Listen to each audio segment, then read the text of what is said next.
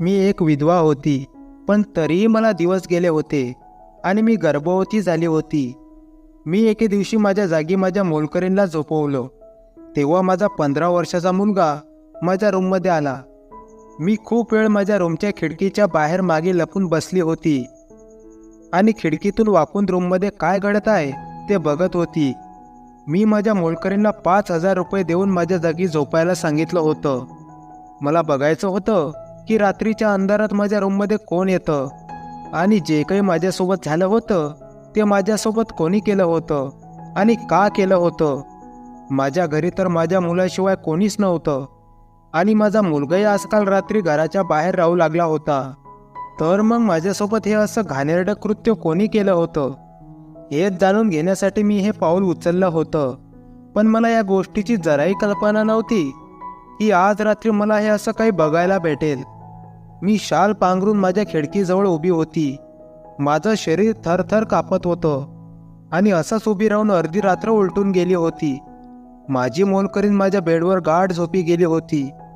मला वाटलं की कदाचित इथे उभं राहून काहीच होणार नाही, म्हणून मी खिडकीतून माझ्या रूममध्ये येणारच होती की कोणीतरी माझ्या रूमचा दरवाजा उघडत असल्याचा मला आवाज आला. माझ्या अंगावर सरकन काटा उभा राहिला. कोणीतरी निम्म्या रात्री माझ्या रूममध्ये येत होतं. रूममध्ये मंद प्रकाश होता. माझ्या रूममध्ये एक अंगापिंडाले जाड पुरुष अंगावर चादर गुंडाळून माझ्या बेडजवळ येत असलेला मला दिसत होता. मी अंधारात पण त्याला ओळखू शकत होती. एवढ्या रात्रीच्या वेळेस कार्तिकचं माझ्या रूममध्ये काय काम होतं? या अगोदर तर एवढ्या रात्री अशा प्रकारे तो माझ्या रूममध्ये कधीच आला नव्हता. तो तर त्याच्या मित्रांसोबत बाहेर गेला होता. तर मग तो घरी कधी आला? त्याने तर मला सांगितलं होतं की आई मी सकाळीच घरी येणार आहे. मी विचार करत होते की हे कसं शक्य आहे. मला तर विचारही करवत नव्हता की माझ्या मुलाने माझ्यासोबत हे सगळं केलं आहे. मी विचार करत होती की माझ्या संस्कारांमध्ये आणि पालनपोषणामध्ये काय कमी राहिली जे माझ्या मुलाने माझ्यावर असा अत्याचार केला होता. माझ्या डोळ्यातून अश्रू ओघळत होते. मी खूप मुश्किलपणे माझ्या पायावर उभी राहून हे सगळं बघत होती. तेव्हा माझ्या मुलाने असं काही केलं की मी त्याचा विचारसुद्धा केला नव्हता. ते पाहून तर माझ्या पायाखालची जमीनच सरकली. माझ्या मुलाने असं करून मला खूप मोठा धक्का दिला होता. त्याने जे केलं ते जर तुम्हाला कळलं तर तुमच्याही अंगावर काटा उभा राहील की कशा प्रकारे माझ्या पोटच्या मुलाने मला धोका दिला. माझं नाव निलिमा आहे. मी दिसायला खूप सुंदर होती, त्यामुळे मला खूप कमी वयातच स्थळ यायला सुरुवात झाली. माझ्या वडिलांनी माझं लग्न मी 17 वर्षाचे असतानाच त्यांच्या मित्राच्या मुलासोबत करून दिलं. दीपक जोपर्यंत जिवंत होते तोपर्यंत त्यांनी मला कोणत्याच गोष्टीची कमतरता भासू दिली नाही. पण त्यांचा अचानक मृत्यू झाला. त्यानंतर सासरच्या लोकांनी माझं जगणं मुश्किल करून टाकलं. त्यांच्या डोळ्याला माझं अस्तित्व खटकू लागलं, कारण माझ्यासोबत माझा 2 वर्षाचा मुलगासुद्धा होता. माझ्या दोन्ही दिरांना हे चांगल्या प्रकारे माहीत होतं की जर मला आत्ताच घरातून हाकलून दिलं नाही तर माझा मुलगा या संपूर्ण प्रॉपर्टीचा वारस बनेल. माझ्या नवऱ्याचं वर्षश्राद्ध होईपर्यंत मी सासरीच राहिले. वर्षश्राद्ध झाल्यानंतर माझ्या मोठ्या दिराने त्याचा निर्णय ऐकवला की मला आता हे घर सोडून जावं लागेल, कारण त्यांना असं वाटत होतं की नवरा नसताना एक तरुण बाई बिना नवऱ्याची इथं राहणं योग्य नाही. मला हे चांगल्या प्रकारे माहीत होतं की ते असं का म्हणत आहेत, पण माझ्याकडे या घराशिवाय दुसरा कोणताच पर्याय नव्हता. माझे म्हातारे वडील हे जग सोडून गेले होते आणि माझा भाऊ विवाहित होता. मला हे चांगल्या प्रकारे माहीत होतं की माझी वहिनी मला माहेरी 4 दिवसांपेक्षा जास्त सहन करू शकणार नाही. मी माझ्या दिराच्या पाया पडू लागली आणि विनंती करू लागली की मला या घरातून काढू नका. पण माझ्या सासरच्या लोकांना माझी थोडीशी दया आली नाही. त्यांनी मला आणि माझ्या मुलाला या घरातून हाकलून दिलं. मी मजबूर होऊन माझ्या 2 वर्षाच्या मुलाला उचलून घेऊन माहेरी येऊन पोहोचली. माझ्या भावाने मला बघताच छातीशी धरलं. 2-4 दिवस माझ्या वहिनीने माझी खूप काळजी घेतली, पण त्यानंतर त्यांना कळून चुकलं की मी आणि माझा मुलगा तिच्या नवऱ्याची जबाबदारी बनणार आहोत. त्यानंतर ती माझ्याशी विचित्र वागू लागली आणि मी त्या घरची मुलगी असून सुद्धा कधी मोलकरीण बनले हे मला समजलं सुद्धा नाही. माझा भाऊ पूर्ण दिवस ऑफिसमध्ये असायचा आणि माझी वहिनी घरातलं पूर्ण काम माझ्यावर टाकून ती मात्र तिच्या रूममध्ये दिवसभर आराम करायची. मला घरचं सगळं काम करण्यापासून काहीच त्रास नव्हता. परंतु जेव्हा माझी वहिनी मला एका एका घासासाठी तरसायला लावायची आणि बोलून दाखवायची, तेव्हा मात्र माझं मन खूप दुःखी व्हायचं आणि मला माझ्या नशिबावर खूप रडू यायचं. माझ्या भावाची मुलं आणि माझा मुलगा एकाच वयाचे होते. माझ्या वहिनीने तिच्या मुलांना खूप चांगल्या शाळेत घातलं होतं, पण माझ्या मुलाला मात्र घरीच ठेवलं होतं आणि हे मला सहन होत नव्हतं. मी दिवस रात्र हाच विचार करू लागली की वहिनीने माझ्या मुलासोबत असं का केलं. मी माझ्या भावाशी माझ्या मुलाच्या शिक्षणाबद्दल बोलले. तेव्हा माझ्या भावाने माझ्या मुलाला सुद्धा त्याच शाळेमध्ये घातलं. माझ्या वहिनीला हे सर्व सहन झालं नाही आणि आता या गोष्टीवरून घरी रोजच भांडण होऊ लागलं. शेवटी रोजच्या कटकटींना आणि भांडणांना वैतागून मी माझ्या भावाचं घर सोडलं आणि भाड्याने एक छोटंसं घर घेऊन राहू लागली. मी माझ्या मुलासोबत माझ्या नवीन आयुष्याची सुरुवात केली. कार्तिकला ज्या शाळेत घातलं होतं त्याच शाळेत मी नोकरी करू लागली आणि कसं तरी आयुष्याची गाडी ढकलू लागली. मी माझ्या आयुष्यात तो दिवससुद्धा बघितला ज्या दिवशी मला एक वेळेचं जेवणसुद्धा पोट भरून मिळत नव्हतं. आम्ही दोघा मायलेकरांनी पाणी पिऊन दिवस काढले. कधीकधी हा विचार करून माझ्या डोळ्यात पाणी यायचं की माझा नवरा होता तेव्हा मी किती सुखात होते. पण माझा नवरा हे जग सोडून जातात मला जीवनाचे खरे रंग दिसू लागले. बाईचं जीवन हे सुंदर तेव्हाच असतं जेव्हा तिचा नवरा तिच्यासोबत असतो आणि या गोष्टीची जाणीव मला माझा नवरा हे जग सोडून गेल्यानंतर खूप प्रकर्षाने होऊ लागली. कधीकधी माझा भाऊ मला भेटायला यायचा तेव्हा माझी परिस्थिती पाहून तो खूप दुःखी व्हायचा. त्याची इच्छा नव्हती की मी असं जीवन जगावं, पण यामध्ये तोही काहीच करू शकत नव्हता. मी तर त्याच्या घरीही जाऊ शकत नव्हते, कारण माझ्यामुळे उगाच त्यांच्या वैवाहिक जीवनात बाधा नको आणि उगाच माझ्यामुळे वहिनीला त्रास नको, म्हणून मी माझ्या परीने माझं आयुष्य जगत होती. मी बाहेरच्या जगात पाऊल ठेवलं तेव्हा मला बाहेरचं जग कळू लागलं. माझ्या मनात विचार आला की मी शिकली सवरलेली आहे तर मला एखादं छोटं मोठं काम किंवा घरगुती व्यवसाय करायला पाहिजे, ज्यामुळे जीवनाला एक नवीन आकार मिळेल. तसंही कार्तिक आता मोठा होऊ लागला होता आणि दिवसेंदिवस त्याच्या गरजा वाढू लागल्या होत्या. मी माझ्या पगारीतले काही पैसे आणि माझ्या भावाने दिलेले पैसे जमा करून एक स्टेशनरी दुकान काढलं. त्या दुकानात मी बायकांच्या गरजेचे सामान ठेवायची. नवरा गेल्यानंतर खूप वाईट दिवसात मी जीवन जगत होती, पण हळूहळू सगळं बदलू लागलं होतं. मला माझ्या कष्टाचं फळ मिळत होतं. माझ्या लहान दुकानाचं आता मोठ्या स्टेशनरी दुकानात रूपांतर झालं होतं. ते दुकान मी स्वतः चालवायची आणि कार्तिकच्या अभ्यासाकडे पूर्ण लक्ष द्यायची. काही वर्ष असेच निघून गेले. माझा व्यवसाय आता वाढला होता आणि माझ्या दुकानाचं रूपांतर एका मोठ्या स्टेशनरी स्टोअरमध्ये झालं होतं. मी बदलत्या काळानुसार माझ्या दुकानात खूप सारे बदलही केले होते आणि नवीन नवीन वस्तूंचा भरणाही केला होता. मी माझ्या दुकानात काम करण्यासाठी विधवा आणि बेसहारा बायकांना ठेवलं होतं. त्यांच्या कामामुळे मी खूप समाधानी होती आणि कार्तिकसुद्धा मला कधी कधी कामात मदत करू लागायचा. नवऱ्याविना आता माझं जीवन एक नव्या वळणावर सुरू झालं होतं. एके दिवशी माझ्या दुकानावर माझा धीर सुधीर आला. सुधीरला 10 वर्षानंतर एकदम असं अचानक समोर बघून 10 वर्षापूर्वीचं दुःख, त्या जखमा माझ्या डोळ्यासमोर फिरू लागल्या.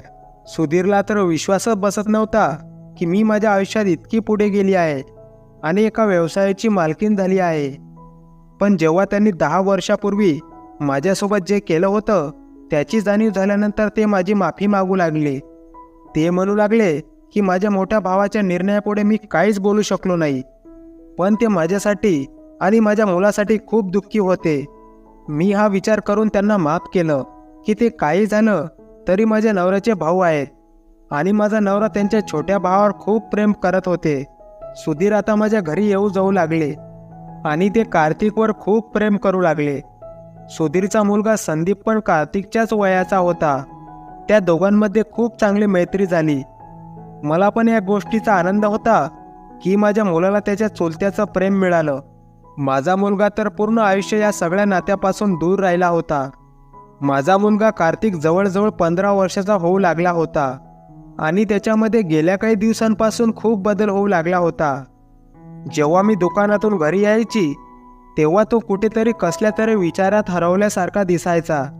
घरातून बाहेर जायचा तेव्हा खूप उशिरापर्यंत घरी येत नव्हता. मी कामासाठी एक मोलकरीण घरी ठेवली होती. तेव्हा ती कधी कधी मला म्हणायची की ताईसाहेब, कार्तिकला काय झालं आहे? ते पूर्ण दिवस रूममध्ये एकटेच बंद असतात. मी जेव्हा पण कार्तिकला या संबंधात विचारायची तेव्हा ते मला म्हणायचे की परीक्षा जवळ आल्या आहेत आणि मी परीक्षेची तयारी करत असतो. मी अगोदरपासूनच कार्तिकवर चांगले संस्कार केले होते, त्यामुळे तो बिघडेल असं मला अजिबात वाटत नव्हतं. तसंही तो सुधीरचा मुलगा संदीपशिवाय दुसरीकडे कुठेच जात नव्हता. कार्तिकच्या परीक्षेला आता खूप थोडे दिवस बाकी राहिले होते.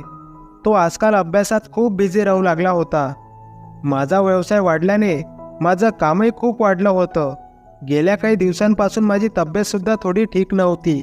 मला चक्कर आल्यासारखं वाटत होतं. एके दिवशी मी माझ्या दुकानातून घरी आली तर चक्कर येऊन कार्तिकच्या पायाजवळ बेशुद्ध अवस्थेत पडली. मला असं बघून तो खूप काळजीत पडला आणि जवळच्या दवाखान्यात घेऊन गेला. दवाखान्यात गेल्यानंतर माझ्यावर आभाळच कोसळलं. हिवाळ्याचे दिवस होते तरी पण मी घामानं पूर्ण भिजली होती. मी डॉक्टरजवळ बसली होती. त्यांनी मला चेक केल्यानंतर जे काही सांगितलं ते ऐकून तर माझ्या पायाखालची जमीनच सरकली. मला माझ्या कानावर विश्वासच बसत नव्हता.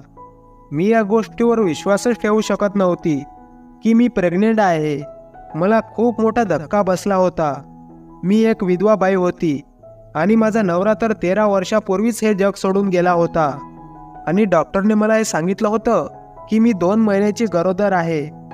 या गोष्टीची मला खूप लाज वाटत होती. मी डॉक्टरला म्हटलं की तुम्हाला काहीतरी गैरसमज झाला आहे, पण डॉक्टरने नाही म्हणत मान हलवली. मी माझा रिपोर्ट घेतला आणि गुपचूप बाहेर निघून आली.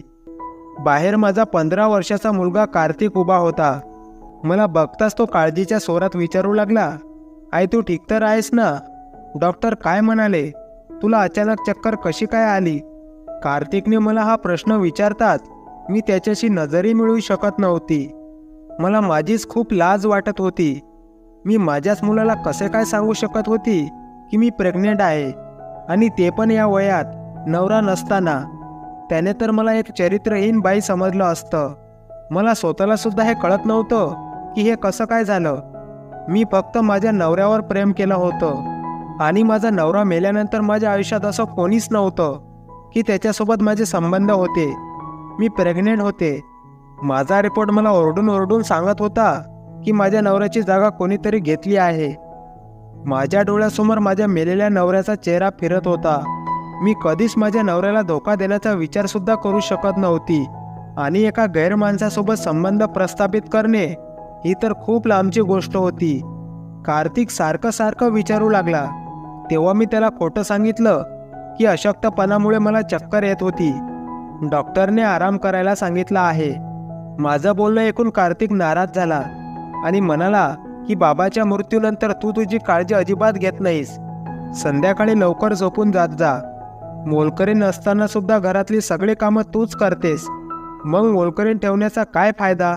आता मी इतका लहानही राहिलो नाही की तू आता माझी काळजी करून सतत टेन्शनमध्ये राहावं. मला माहीत आहे की बाबा गेल्यानंतर तू माझी खूप काळजी घेतली आणि तुला सतत माझीच काळजी असते, पण याचा अर्थ हा नाही की तू तुझी काळजी घेऊ नये. माझ्या मुलाचं असं बोलणं ऐकून मी सुखावले होते. अगोदरच मी माझ्या नवऱ्याच्या अचानक जाण्याने खूप कोलमडून गेली होती आणि त्यानंतर या गोष्टीने मला फार हादरूनच टाकलं होतं. जर यावेळेस कार्तिक माझ्यासोबत नसता तर कदाचित मी जगण्याची आशाच सोडून दिली असती. कार्तिक माझ्या जीवनाची आस होती. तोच माझा एकुलता एक सहारा होता. पण कधी कधी प्रेम आणि आशा माणसाच्या डोळ्यावर अशी काही पट्टी बांधता की त्याला समोरच्या व्यक्तीचा वाईटपणा आणि चूक लक्षात येत नाही. कदाचित माझ्यासोबत पण असंच काहीतरी झालं होतं. मी कार्तिकवर एवढं प्रेम करत होती की त्याच्या चुका मला लक्षात आल्या नाहीत. मी कार्तिकसोबत घरी आली आणि हाच विचार करत होती की हे सगळं कसं झालं. आता मी समाजाला काय तोंड दाखवू? ज्या लोकांनी मी विधवा असताना मला स्वीकारलं नाही, तर मग मी गरोदर आहे हे जर त्यांना माहीत झालं तर ते माझं जगणं मुश्किल करून टाकतील. मी माझ्या मुलाला काय उत्तर देऊ? या सगळ्या विचाराने माझी तब्येत आणखीनच खराब होऊ लागली.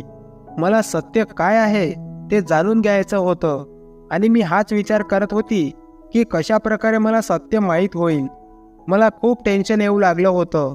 कार्तिकला परीक्षेमध्ये खूप कमी मार्क्स पडू लागले होते. मला कार्तिकच्या शिक्षिकेने फोनवर हे सगळं सांगितलं होतं की आजकाल कार्तिकचं अभ्यासावर लक्ष नसून त्याचं लक्ष दुसऱ्याच कोणत्या तरी गोष्टीकडे आहे. मी कार्तिकसोबत या विषयावर मनमोकळेपणाने बोलू शकत होती, पण कार्तिक वयाच्या अशा स्टेजवर होता की त्याला माझ्यापेक्षा वडिलाची जास्त गरज होती. त्याचे वडील हे जग सोडून गेल्यानंतर मला वाटत होतं की त्याच्या डोक्यावर त्याच्या काकाचा हात असावा आणि त्यांनी कार्तिकवर पूर्ण लक्ष द्यावं, म्हणजे तो कोणत्याच वाईट मार्गाला जाणार नाही. हा विचार करूनच मी माझ्या दिराला फोन लावला आणि त्याच्याशी कार्तिकच्या अभ्यासाविषयी बोलू लागली. तेव्हा माझा दीर म्हणाला, वहिनी तुम्ही टेन्शन घेऊ नका, कार्तिक अभ्यासासाठी माझ्याच घरी येतो, तो पूर्ण दिवस इथेच असतो. माझ्या दिराच्या बोलण्यातून मला जरा बरं वाटलं. माझा मुलगा कार्तिक माझी आजकाल खूप काळजी घेऊ लागला होता आणि तो माझी अशी काळजी घेत आहे हे बघून मला खूप बरं वाटू लागलं होतं. माझा 15 वर्षाचा मुलगा एकदम तरुण दिसू लागला होता, पण मी याचं काय करू जे माझ्या पोटात वाढत होतं.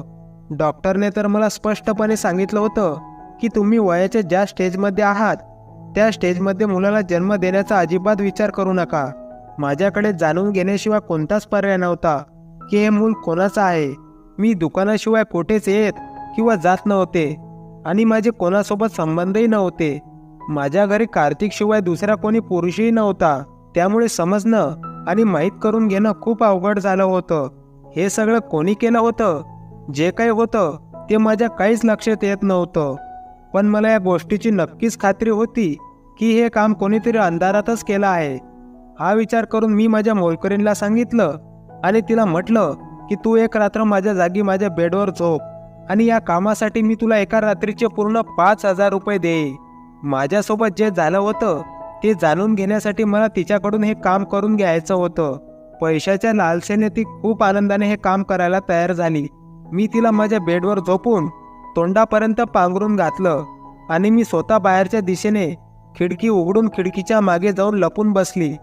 मला तर स्वतःला सुद्धा माहीत नव्हतं की मी असं केल्याने मला काही माहीत होईल किंवा नाही. माझ्यासोबत जे काही झालं होतं त्याला कोण जबाबदार होतं, पण एवढं तर मला समजत होतं की कोणीतरी रात्रीच्या अंधाराचा फायदा घेऊन माझ्या चरित्रावर शितोंड उडवले होते. मी खूप वेळ खिडकीच्या बाहेर उभी होती, पण माझ्या नजरेस काहीच पडलं नाही. मला वाटलं की कदाचित मी चुकीच्या पद्धतीने जाणून घेण्याचा प्रयत्न करत आहे. आणि जेव्हा मी खिडकीतून आतमध्ये येऊ लागली तेव्हा अचानक माझ्या रूमचा दरवाजा उघडण्याचा मला आवाज आला आणि मी तिथेच थांबली. मी रूममध्ये जे घडत आहे ते बघू लागली आणि ते बघत असताना जणू माझा जीवच निघून जात होता. निम्म्या रात्री माझ्या रूममध्ये दुसरं कोणी नाही तर माझा मुलगाच आला होता. त्याने तर मला हे सांगितलं होतं की तो पूर्ण रात्र संदीप सोबत घालवणार आहे आणि काही वेळापूर्वी मी सुधीरला फोन करून या गोष्टीची शहानिशा सुद्धा केली होती की तो त्याच्याच घरी आहे. मग कार्तिक यावेळी इथे काय करत होता? मी गुपचूप खिडकीच्या मागे उभी राहून हे सगळं बघत होती. तो दबक्या पावलाने माझ्या बेडजवळ आला होता आणि त्याने मोलकरीणला त्याची आई समजून तिच्या पायाला हलवू लागला होता. तो चेक करत होता की मी झोपले आहे. मला तर काहीच समजत नव्हतं की हे सगळं काय होत आहे. मी विचार करू लागली की हे घाणेरडं काम माझ्या मुलाने तर केलं नसेल ना. हा विचार करून मला माझीच लाज वाटू लागली. मी एक आई होती आणि मी माझ्या मुलाबद्दल असा कसा विचार करू शकत होती. जेव्हा कार्तिकला पूर्ण खात्री झाली की नोकराने म्हणजेच मी गाढ झोपले आहे तेव्हा त्याने हळूच जाऊन माझ्या कपाटाचं लॉक उघडलं आणि कपाटातून खूप सारे पैसे काढले. कार्तिकची अशी हरकत बघून मी खूप हैराण झाली होती आणि मी स्वतःला रूमच्या बाहेर थांबवू शकली नाही. मी खूप वेगाने माझ्या रूममध्ये पोहोचली तेव्हा कार्तिक माझ्या रूम बाहेर निघून जात होता. मला समोर बघून त्याच्या पायाखालची जमीनच सरकली. कार्तिकला विचारलं की हे सगळं काय आहे. त्याच्या खिशामध्ये हात घालून नोटाचे बंडल बाहेर काढलं. तो शरमेने मान खाली घालून उभा होता. मी कार्तिकला एक कानाखाली ठेवून दिली आणि म्हटलं की मी तर तुझ्यावर डोळे बंद करून विश्वास करत होती, पण तू तर माझा विश्वासघात केलास.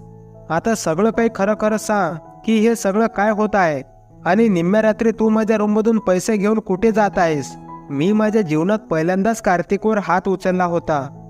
मी मारल्यानंतर त्याच्या डोळ्यातून अश्रू ओघळत होते. तो रडत रडत मला सांगू लागला, संदीपने मला नशा करायची सवय लावली आहे आणि त्यासाठीच मला पैशाची गरज पडते. तो त्याच्या मित्रांसोबत मिळून पूर्ण रात्र विविध प्रकारचा नशा करतो. कार्तिकचे बोलणे ऐकून मला तर धक्काच बसला. सुधीरने तर मला असं काहीच सांगितलं नव्हतं. कार्तिक तर म्हणत होता की काकाला संदीपच्या सर्व गोष्टींची पूर्ण माहिती आहे. आणि त्यानंतर कार्तिकने मला अशी एक गोष्ट सांगितली, ती ऐकून तर माझ्यावर आभाळच कोसळलं. कार्तिक सांगू लागला की तो रोज रात्री माझ्या दुधामध्ये झोपेच्या गोळ्या मिसळून जात होता आणि हे सर्व त्याला त्याच्या काकांनीच म्हणजे सुधीरने करायला सांगितलं होतं. आणि जर मी काकांचं म्हणणं ऐकलं नसतं तर संदीपने मला नशा करू दिली नसती. मी तर विचारसुद्धा करू शकत नव्हती की इतक्या वर्षानंतर माझा धीर माझ्या आयुष्यात आला आणि ते पण एवढं मोठं संकट घेऊन. मी एक विधवा असून सुद्धा त्यांनी मला कधीच आधार दिला नव्हता. पण त्या गोष्टीचं मला काहीच दुःख नव्हतं. पण माझ्या तरुण मुलाला नशेची सवय लावून माझं घर बर्बाद करून टाकलं होतं. मला माझ्या नवऱ्याची गोष्ट आठवली. मला माझ्या नवऱ्याने लग्न झाल्यानंतर मला ही गोष्ट समजावून सांगितली होती की सुधीरला खूप वाईट सवय आहे.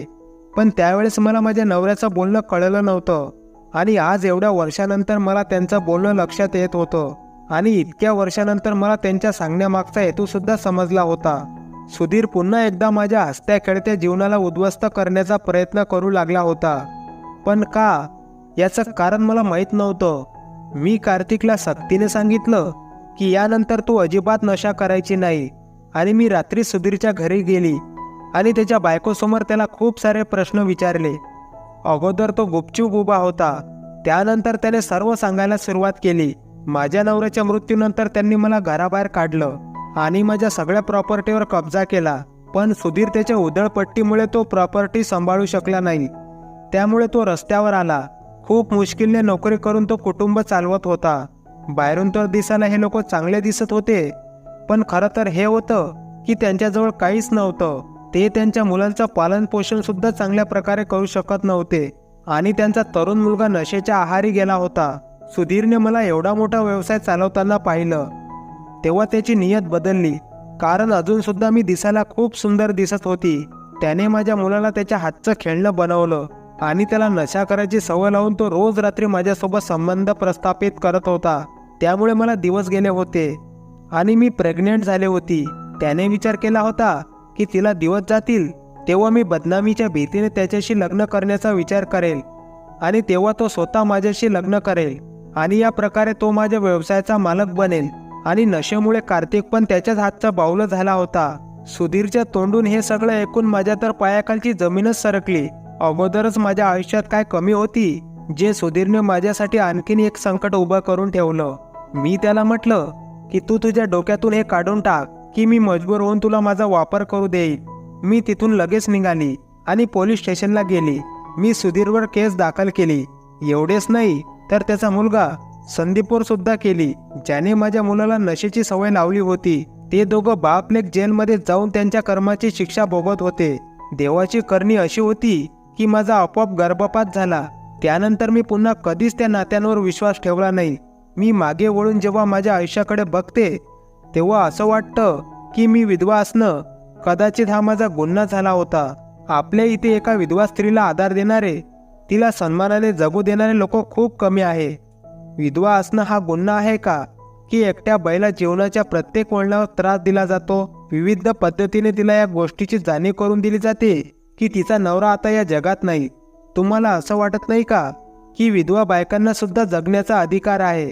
जर मला जीवन जगण्याला आधार मिळाला असता तर कदाचित मला माझ्या आयुष्यात एवढ्या मोठ्या संकटांना सामोरं जावं लागलं नसतं आणि माझ्यावर ही वेळ आलीच नसती.